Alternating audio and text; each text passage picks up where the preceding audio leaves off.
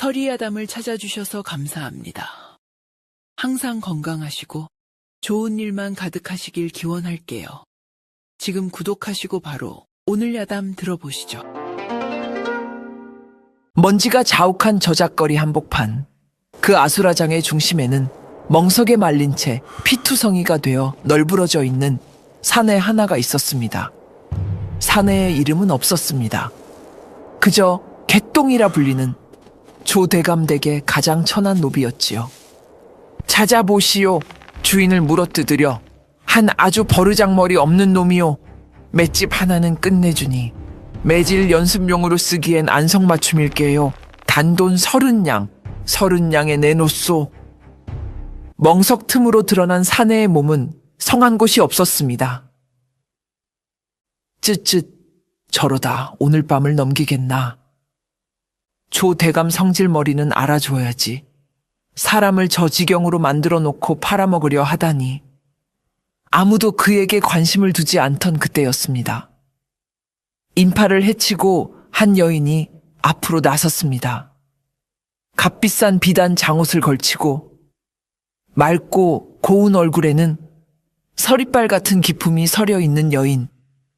그녀는 얼마 전 남편과 사별하고 홀로 거대한 상단을 이끄는 젊은 과부 서영이었습니다. 잠깐, 그녀는 멍석 앞에 쪼그리고 앉아 피투성이 사내의 얼굴을 들여다보았습니다. 그녀는 자리에서 일어나 품에서 묵직한 돈주머니를 꺼냈습니다. 이 사람 내가 사겠소. 주변 사람들이 웅성거렸습니다. 부인, 눈이 삐었소. 이건 곧 죽을 송장이오. 이런 놈을 어디다 쓰시려고. 내 사람을 내가 사겠다는데 내 놈이 왈가왈부할 일이 아니다. 얼마면 되겠느냐. 허허, 돈이 썩어나시는 모양이구려. 좋다. 기와집 10채 값 500냥을 내놓으시오. 하수인은 터무니없는 값을 불렀습니다. 서영을 모욕하고 돌려보낼 셈이었습니다. 500냥은 서영의 전 재산이나 다름없는 거금이었습니다. 하지만 서영은 망설이지 않았습니다. 그녀는 자신의 돈주머니를 통째로 하수인의 품에 던져 넣었습니다. 짤랑 하는 묵직한 소리와 함께 하수인이 휘청거렸습니다. 정말 이걸 다? 세어보시오. 부족하면 내 집문서라도 가져다 주지. 서영은 더 이상 그를 쳐다보지도 않고 피투성이 사내에게 다가갔습니다. 그녀는 하얀 비단 치마가 핏물에 젖는 것도 아랑곳하지 않고 멍석을 풀어 헤치고 그의 몸을 부축해 끌어안았습니다. 이 사람, 이제 내 사람이요. 그녀의 선언에 장터는 경악으로 술렁였습니다. 모두가 그녀를 미친 여자라고 손가락질했습니다. 재산을 다 털어 송장을 사다니. 과부가 되더니 실성을 했구나. 하지만 서영은 아무것도 들리지 않는 듯 피투성이 사내를 수레에 싣고 유유히 장터를 빠져나갔습니다. 서영의 저택은 한양에서도 손꼽히는 거상의 집답게 넓고 화려했습니다. 하지만 지금은 빈털터리가 되었으니 이 집도 언제 남의 손에 넘어갈지 모를 일이었습니다. 서영은 그런 것은 아랑곳하지 않고 하인들을 시켜 피투성이 사내를 가장 깨끗하고 따뜻한 별채 방으로 옮겼습니다. 의원이 불려와 상처를 치료했습니다. 숨이 붙어있는 게 용합니다. 뼈는 부러지지 않았으나 상처가 너무 깊어 오늘 밤이 고비일 것입니다. 의원은 고개를 저으며 돌아갔습니다. 서영은 밤새도록 사내의 곁을 지켰습니다. 그녀는 직접 물수건으로 그의 몸에 엉겨붙은 피와 흙먼지를 닦아주고 상처에 약을 발랐습니다. 그의 몸에는 오래된 흉터와 새로 생긴 상처가 뒤엉켜 마치 짐승의 가죽 같았습니다. 다음 날 새벽 사내가 신음소리를 내며 눈을 떴습니다. 그는 낯선 방의 모습에 잠시 어리둥절하다가 자신의 곁에 앉아있는 서영을 보고는 소스라치게 놀랐습니다. 으르르. 사내의 입에서 나온 것은 말이 아닌 위협적인 짐승의 소리였습니다. 그는 용수철처럼 튀어올라 방구석으로 기어가 몸을 웅크렸습니다. 온몸에 상처가 터져 다시 피가 흘렀지만 그는 고통을 느끼지 못하는 듯 했습니다. 그의 눈에는 인간에 대한 극도의 경계심과 공포만이 가득했습니다. 괜찮다. 나는 너를 해치지 않아. 서영이 부드러운 목소리로 말하며 천천히 다가갔습니다. 하지만 사내는 더욱 격렬하게 저항했습니다. 오지 마, 오지 마. 그는 손에 잡히는 베개를 던지고 이불을 들어 자신의 몸을 가렸습니다. 사람의 손길을 고통과 학대로만 기억하는 그에게 서영의 따뜻한 손길은 이해할 수 없는 또 다른 고통의 전조일 뿐이었습니다. 서영은 가슴이 미어지는 것을 느꼈습니다. 대체 얼마나 끔찍한 세월을 보냈기에 사람이 사람을 이토록 두려워한단 말인가. 그녀는 더 이상 다가가지 않고 그가 진정할 때까지 멀리서 조용히 지켜보았습니다. 괜찮다. 괜찮아. 이제 아무도 너를 때리지 않아. 며칠이 흘렀습니다. 서영은 사내를 억지로 끌어내려 하지 않았습니다. 그녀는 매일 방 문 앞에 죽과 약을 놓아두고 멀리서 그가 다 먹을 때까지 기다려 주었습니다. 사내는 여전히 서영을 경계했지만 이제 더 이상 으르렁거리지는 않았습니다. 그는 서영이 자신을 해치지 않는다는 것을 조금씩 배워가고 있었습니다. 닷새째 되던 날, 서영은 방으로 들어갔습니다. 사내는 구석에 웅크리고 앉아 있었지만 도망치지는 않았습니다. 나는 서영이라 하오. 당신의 새 주인이지. 헌데 나는 당신을 종으로 생각하지 않소. 그러니 나를 주인이라 부를 필요도 없소.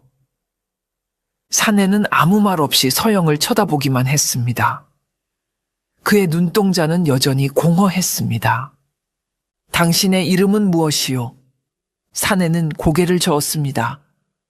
개똥이라는 이름은 있었지만 그것은 이름이 아니었습니다. 자신을 부르는 기호일 뿐이었습니다. 이름이 없소? 서영은 잠시 생각하더니 미소를 지었습니다. 그럼 내가 이름을 지어주겠소. 당신은 이제 강이요. 강. 사내의 입에서 처음으로 의미 있는 단어가 나왔습니다. 그래, 강. 굿셀 강. 이 세상 그 어떤 시련 앞에서도 부러지지 말고 강하게 살아가라는 뜻이요. 마음의 뜻이요. 강. 사내는 자신의 새 이름을 몇 번이고 되뇌었습니다. 짐승이 아닌 한 인간으로서 받은 첫 번째 이름이었습니다. 그의 공허하던 눈동자에 아주 희미한 빛이 감돌기 시작했습니다. 그날 이후 서영은 매일 강을 찾아와 말을 걸었습니다. 상단의 일, 저작거리의 소소한 이야기, 그리고 자신이 왜 그를 구했는지에 대해서도 솔직하게 이야기해 주었습니다. 당신의 눈을 보았소. 죽음의 문턱에서도 꺼지지 않던 그 불꽃을. 나는 그 불꽃을 사고 싶었소. 내 전 재산을 다 주고서라도. 강은 서영의 이야기를 묵묵히 들었습니다. 서영이 전 재산을 털어 피투성이 노비를 샀다는 소문은 한양 바닥에 삽시간에 퍼졌습니다. 사람들은 그녀를 조롱했습니다. 거상의 딸이 남자 보는 눈은 없구먼. 과부가 되더니 밤이 외로워 사내를 들인 게지. 흉흉한 소문은 조 대감의 귀에도 들어갔습니다. 조 대감은 자신의 망가진 장난감을 비싼 값에 팔아치운 것에 만족하면서도 한편으로는 서영의 재산에 대한 탐욕과 자신의 노비를 빼앗겼다는 불쾌감의 심사가 뒤틀렸습니다. 그는 하인 며칠 데리고 서영의 집을 찾아왔습니다. 이리 오너라. 서영 부인 계시는가? 조대감은 대문을 밀치고 들어와 거만하게 소리쳤습니다. 서영이 차가운 표정으로 마루로 나왔습니다. 대감께서 누추한 이곳에 어인 일이십니까? 허허, 부인. 소문은 들었소. 내 집 개똥이를 그리 비싼 값에 사 가셨다지? 그 돈이면 젊고 싱싱한 놈들 열은 샀을 텐데. 어찌 그런 몹쓸 것을. 혹 밤이 외로워 산에 구실도 못할 놈을 들이신 게요? 하하하. 조대감은 음흉한 웃음을 흘렸습니다. 서영의 얼굴이 굳어졌습니다. 대감 말씀이 지나치십니다. 그 사람은 이제 개똥이가 아니라 제 사람 강입니다. 다시는 함부로 부르지 마시지요. 강, 하하하. 이름까지 지어주셨나? 그래, 그 짐승이 사람 구실은 좀 하던가? 밥은 씹어서 먹고 말은 알아듣는가? 조 대감의 조롱은 멈추지 않았습니다. 서영은 더 이상 참지 않았습니다. 그녀는 부엌으로 들어가 소금이 가득 담긴 바가지를 들고 나왔습니다. 내 집에 잡기가 들었구나. 소금을 뿌려 내쫓아야지. 서영은 조 대감의 얼굴에 소금을 한 바가지 뿌려버렸습니다. 으악! 이 인연이 미쳤나. 썩 나가시오. 다시 한번 내 사람을 모욕하면 그때는 소금이 아니라 끓는 물을 부어드릴 테니 내 집에서 당장 나가시오. 서영의 서슬퍼런 기세에 조 대감은 흠칫 놀라 뒷걸음질 쳤습니다. 두고 보자, 인연. 그는 욕설을 퍼부으며 도망치듯 사라졌습니다. 별채 방 문틈으로 강은 이 모든 광경을 지켜보고 있었습니다. 자신을 짐승이라 부르는 조 대감의 목소리, 그리고 그에 맞서 자신을 내 사람이라 부르며 지켜주는 서영의 모습. 그의 가슴 속에서 무언가 뜨거운 것이 울컥 치밀어 올랐습니다. 조 대감이 다녀간 후 강에게는 미세한 변화가 생겼습니다. 그는 더 이상 방구석에만 처박혀 있지 않았습니다. 낮에는 뜰로 나와 햇볕을 쬐었고 밤에는 달을 보며 깊은 생각에 잠겼습니다.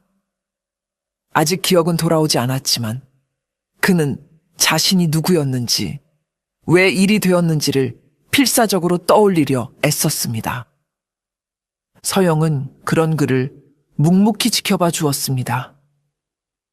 그녀는 강에게 새 옷을 지어주고 영양가 높은 음식을 먹였습니다. 며칠이 지나자 그의 상처는 기적처럼 아물었고 깡말랐던 몸에 살이 붙기 시작했습니다. 넝마 아래 감춰져 있던 다부진 골격과 단단한 근육이 서서히 드러났습니다. 어느 날 서영이 약을 가지고 방으로 들어갔을 때였습니다. 강은 구석에 웅크리고 있지 않았습니다. 그는 방 중앙에 꼿꼿이 앉아 서영을 기다리고 있었습니다.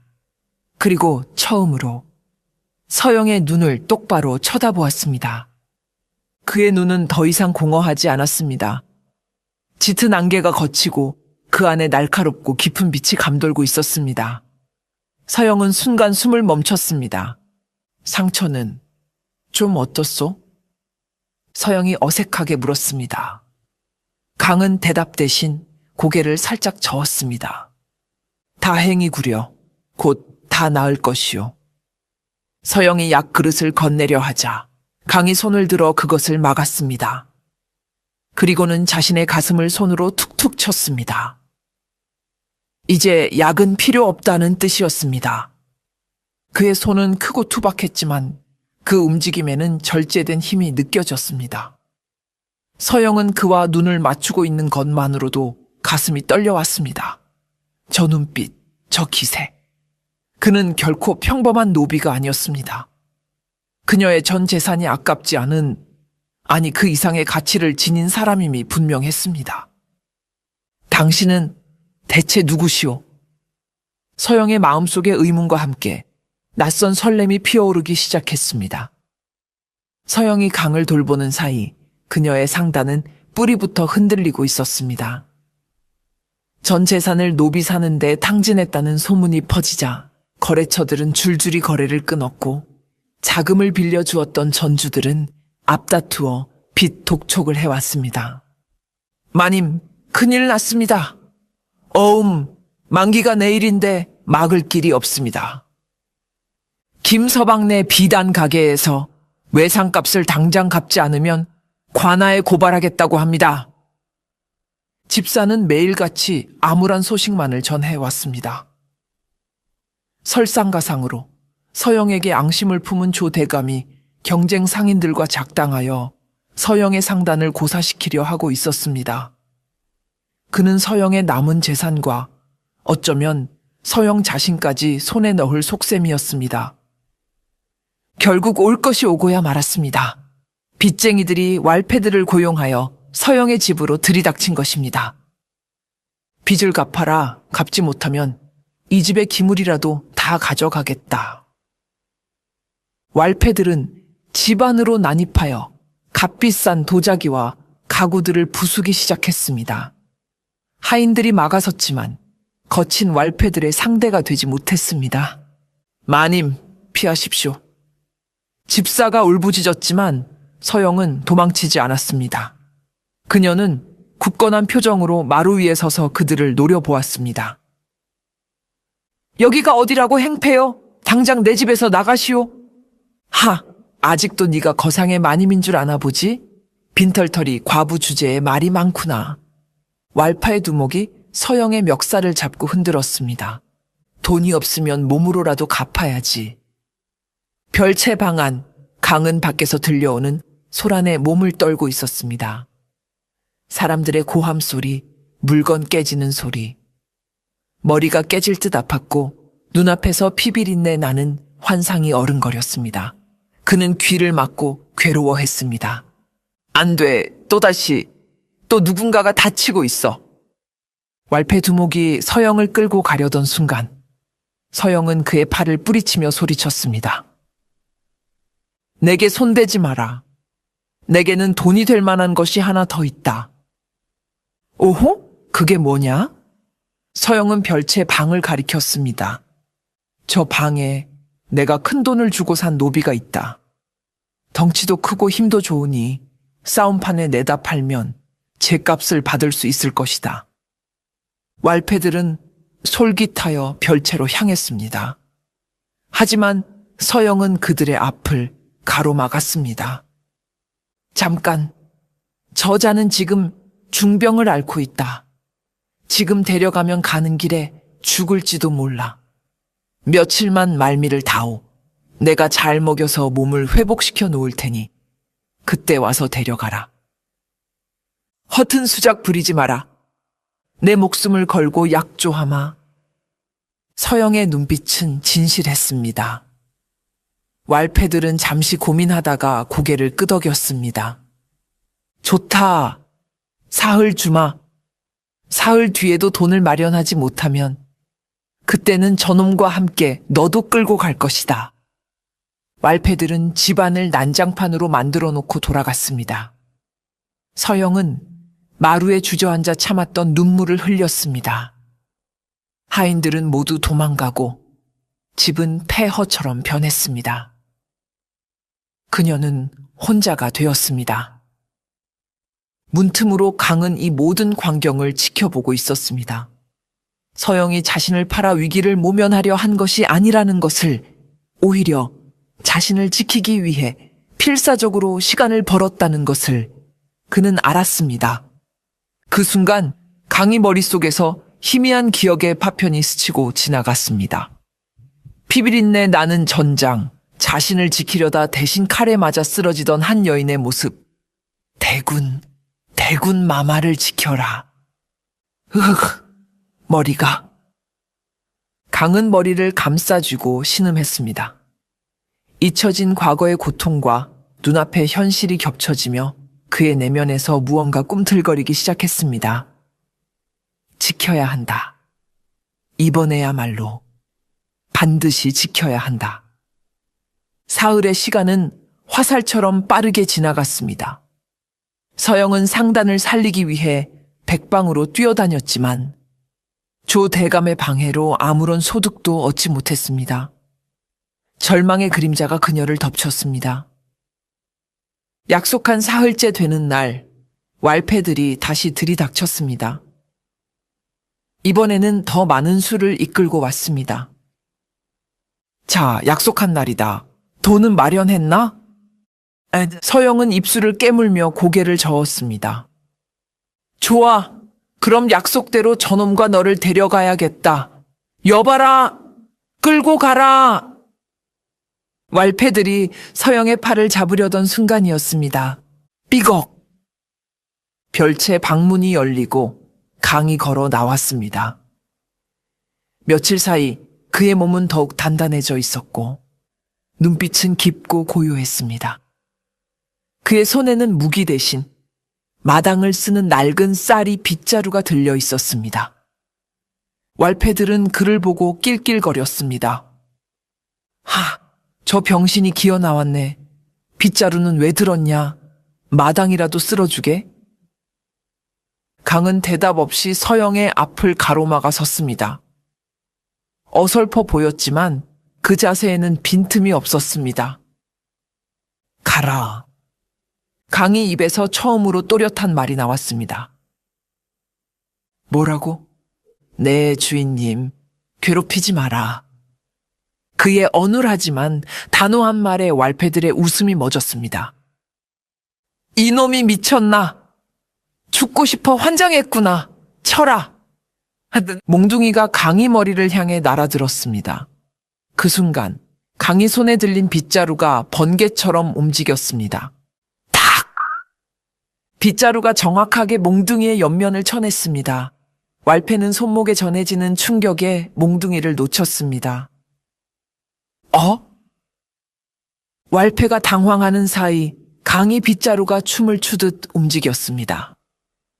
찌르고 베고 맞고 휘두르는 움직임은 비록 빗자루였지만 천하제일검의 건무처럼 유려하고 정확했습니다. 퍽퍽퍽. 빗자루 끝이 깡패들의 손목, 발목, 어깨 등 관절 부위만을 정확하게 가격했습니다. 으악, 내 팔, 다리가. 순식간에 깡패 여럿이 무기를 떨어뜨리고 바닥을 뒹굴었습니다. 강은 사람을 죽인 적이 없는 듯 상처를 입히지는 않았습니다. 다만 전투 불능으로 만들었을 뿐입니다. 이게 뭐야?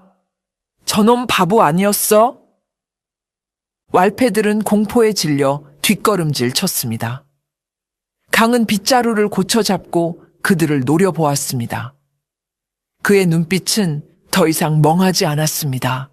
그것은 수많은 실전을 겪은 무사의 날카로운 눈빛이었습니다. 기억은 잃었지만 몸은 모든 것을 기억하고 있었던 것입니다. 서영은 입을 다물지 못하고 그 광경을 지켜보았습니다. 자신이 사온 것이 단순한 노비가 아니라 흙 속에 묻힌 보석이었음을 깨달았습니다. 깡패들이 혼쭐이 나서 꽁지가 빠져라 도망치자 마을에는 새로운 소문이 퍼졌습니다. 들었나? 서영 부인이 사온 그 바보 노비가 미쳤다더군. 미친 게 아니라 사실은 숨은 무술 고수였대. 빗자루 하나로 깡패 10명을 때려 눕혔다지 뭔가. 사람들은 믿을 수 없다는 반응을 보이면서도 호기심 어린 눈으로 서영의 집을 훔쳐보았습니다. 조 대감 역시 그 소식을 듣고 흥미를 느꼈습니다. 그 개똥이가 그런 재주가 있었단 말이지? 어쩐지 맷집이 좋다 했어. 조 대감은 분노했습니다. 자신의 장난감이 이제는 자신의 적이 되어 돌아온 셈이니까요. 그는 이대로 둘 수 없다고 생각했습니다. 놈이 기억을 되찾기 전에 없애야 한다. 놈이 누구였는지 알려지면 내 과거까지 들통날 수 있어. 조대감은 자신의 비밀을 지키기 위해 한양에서 악명 높은 전문 살수 흑살수를 고용했습니다. 흑살수는 돈만 주면 누구든 죽이는 냉혹한 자였습니다. 쥐도 새도 모르게 처리해라. 그 계집도 함께. 조대감의 눈에 탐욕과 함께 잔인한 살기가 번뜩였습니다. 서영은 강의 놀라운 실력을 보고 그가 평범한 사람이 아니었음을 확신했습니다. 당신 대체 누구시오? 왜 기억을 못하는 것이오? 강은 머리를 감싸쥐며 괴로워했습니다. 머릿속에 안개가 낀 것처럼 아무것도 떠오르지 않았습니다. 서영은 그를 돕기로 결심했습니다. 그녀는 아버지가 남긴 유품이 보관된 창고로 강을 데려갔습니다. 창고에는 먼지 쌓인 갑옷과 무기들이 있었습니다. 서영은 그 중에서 가장 잘 보관된 낡은 목검 한 자루를 강에게 건넸습니다. 이것을 한번 잡아보시오.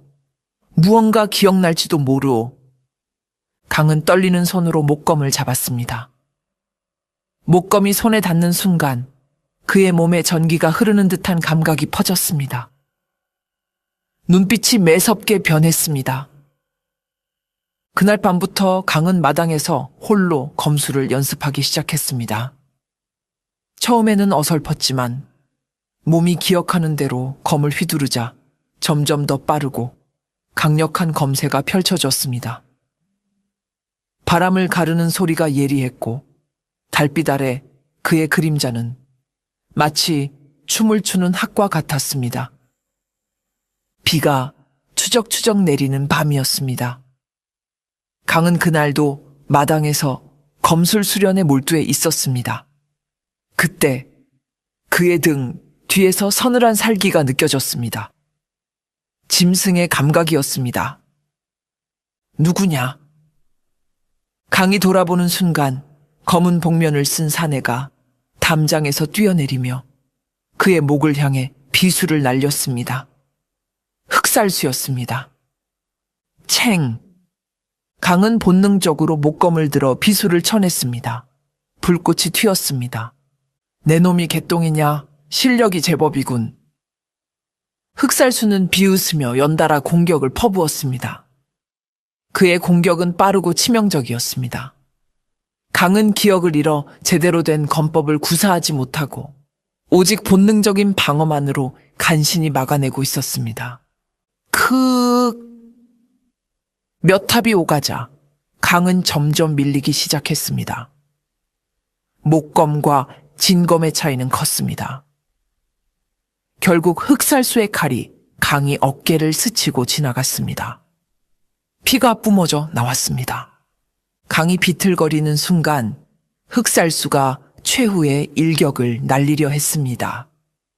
그때 서영이 방에서 뛰쳐나와 흑살수의 얼굴을 향해 뜨거운 화로의 재를 뿌렸습니다. 아, 내 눈. 흑살수가 당황하는 사이 강은 마지막 힘을 다해 목검으로 흑살수의 복부를 쳤습니다. 흑살수는 뒤로 날아가 담장 밖으로 사라졌습니다. 흑살수는 물러가면서 충격적인 말을 남겼습니다. 이 검법은 왕실 호위대장 강진만이 쓸 수 있는 비기, 월광참이다. 네가 살아있었단 말인가? 강진! 강진이라는 이름에 강이 머릿속이 터질 듯이 아파왔습니다. 그는 바닥에 주저앉아 머리를 감싸 쥐었습니다. 잊혀졌던 기억의 파편들이 폭풍처럼 몰아쳤습니다. 왕실, 붉은 용포를 입은 어린 왕, 영모, 그리고 자신을 지키려다 죽어간 사람들. 그악! 강은 고통에 찬 비명을 질렀습니다. 서영은 놀라 그를 끌어안았습니다. 강! 정신 차려요! 강은 서영의 품에서 간신히 정신을 차렸습니다. 그의 눈에는 눈물이 가득했습니다. 내가 누구지? 강진, 그게 나인가?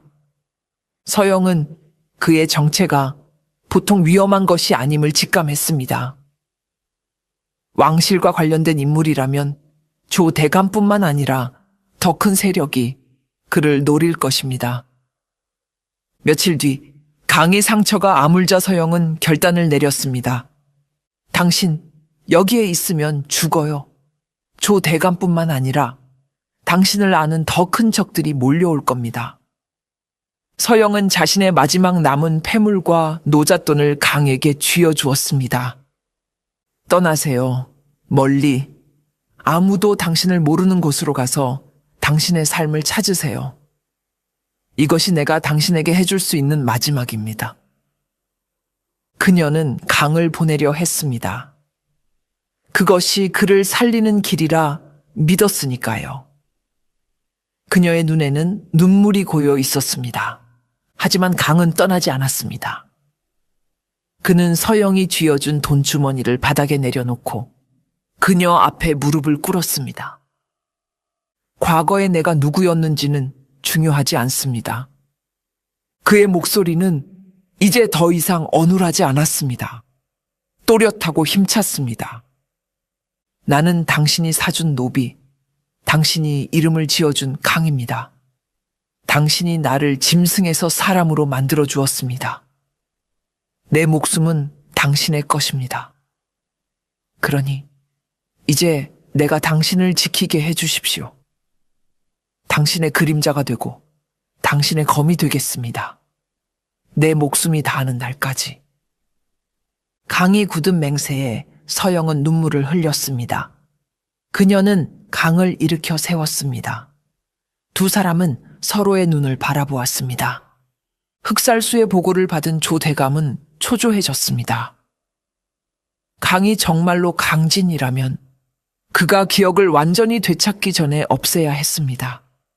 강진은 과거 조대감이 가담했던 영모 사건의 진실을 알고 있는 생존자였기 때문입니다.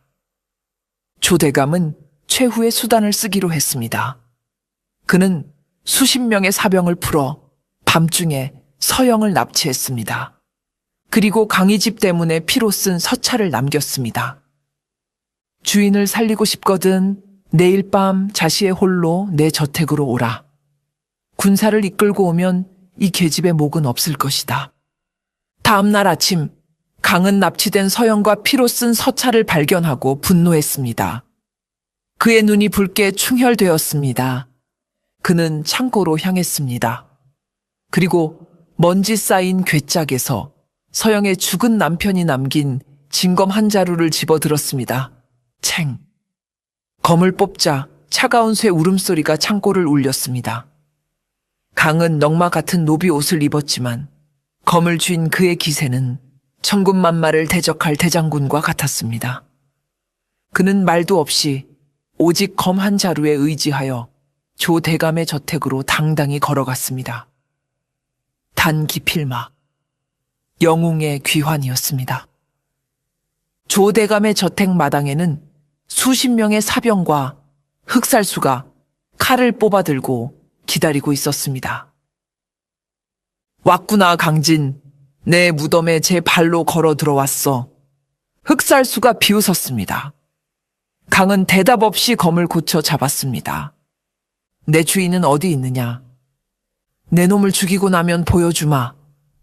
그럼 너부터 죽어야겠군. 강이 검을 뽑아 들자 그의 억눌렸던 기억과 무공이 폭발했습니다. 그의 몸이 안개처럼 흐려지더니 순식간에 사병들의 품으로 파고들었습니다. 으악! 거헉! 하는 사병들이 비명을 지르며 쓰러져 나갔습니다. 강이 검은 보이지 않았습니다. 오직 검이 지나간 자리에 붉은 핏줄기만이 그어질 뿐이었습니다. 월광참, 달빛 백기, 그것은 조선 제1검 강진의 상징이었습니다. 내 주인의 털끝 하나라도 건드린 놈은 살아서 이곳을 나가지 못한다. 강의 분노는 피의 폭풍이 되어 마당을 휩쓸었습니다. 순식간에 사병들이 전멸하고 남은 것은 흑살수와 조대감뿐이었습니다. 흑살수는 서영의 목에 칼을 대고 인질극을 벌였습니다. 움직이지 마라. 움직이면 이 계집의 목을 베겠다. 강은 검을 든 채 멈춰 섰습니다. 팽팽한 긴장감이 흘렀습니다.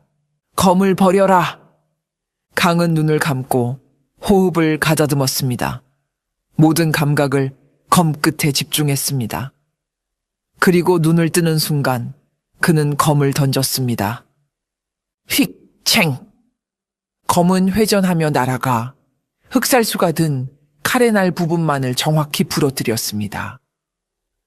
흑살수는 빈 칼자루만 쥔 채 멍하니 서 있었습니다. 그 틈을 타 강은 바람처럼 달려가 서영을 구해냈습니다. 조대감은 공포에 질려 오줌을 지리며 실성하고 말았습니다. 모든 일이 끝났습니다. 조대감은 영모죄가 밝혀져 삼족이 멸하는 벌을 받았고 강은 누명을 벗고 조선제일검의 신분을 되찾았습니다. 며칠 뒤 서영의 집 마당. 두 사람은 마주 앉아 있었습니다. 서영은 강의 노비 문서를 꺼내 활에 던져 넣었습니다. 이제 당신은 자유입니다. 떠나서 당신의 삶을 찾으세요. 대장군 강진의 삶을. 종이가 타들어가는 것을 보며 강은 미소를 지었습니다. 제 삶은 이미 이곳에 있습니다. 그는 서영의 손을 잡았습니다. 그 손은 더 이상 노비의 손이 아니었습니다. 한 여인을 평생 지킬 든든한 사내의 손이었습니다. 서영의 볼이 붉게 물들었습니다.